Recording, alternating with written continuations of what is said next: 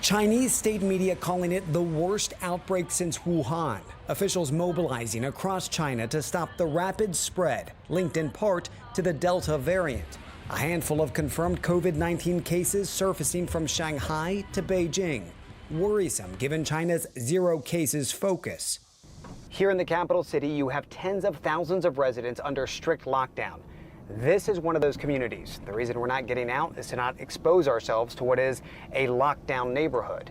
Behind these barriers, you have folks who are abiding by the stay-at-home orders and who are once again having to undergo mass testing.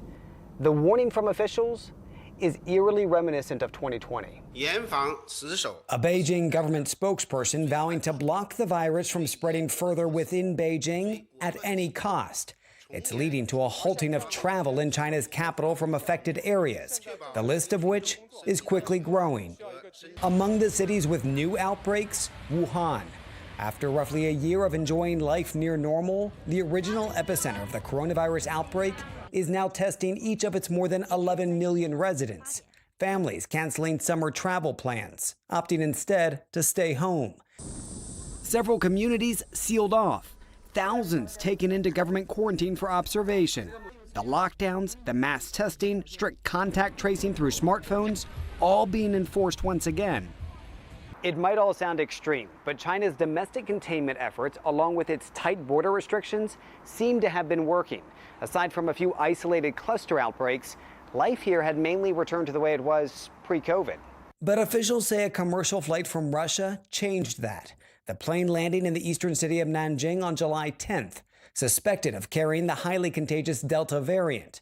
On July 20th, officials confirmed Nanjing airport workers subsequently tested positive. 2 days later, thousands of tourists visiting the central Chinese city of Zhangjiajie crowded together to watch live shows. It's believed some of those attending had been infected traveling through Nanjing. Cases then surfaced in several major cities and have since spread to dozens of others. As of Tuesday, the virus has been detected in 16 provinces across China. It is the greatest test yet of China's post-outbreak containment efforts and puts into question the effectiveness of Chinese-made vaccines against variants like Delta. While the official number of confirmed cases is still in the hundreds since July 20th, all of the airport staff in places like Nanjing were reported to have been fully vaccinated with Chinese vaccines. Still, many got infected. Even more concerning, several of those sickened are reported to be in severe condition.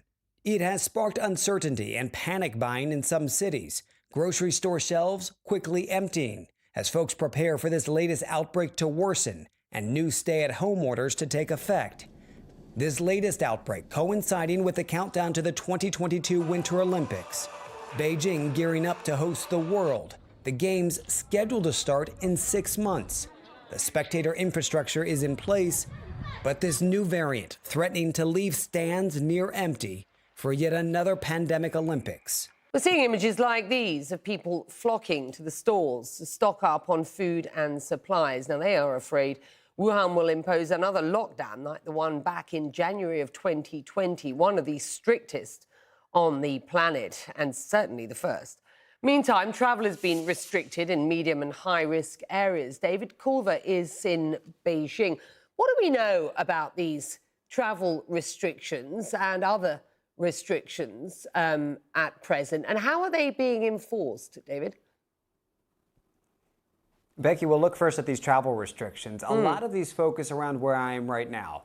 It's Beijing. It's about protecting the capital, what's been described as a fortress if you go back to the initial outbreak more than a year and a half ago now.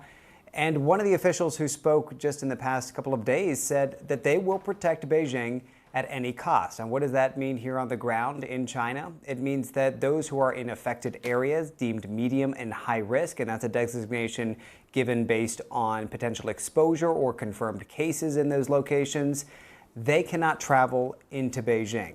They're restricted by train and by plane from actually flying or traveling in any way.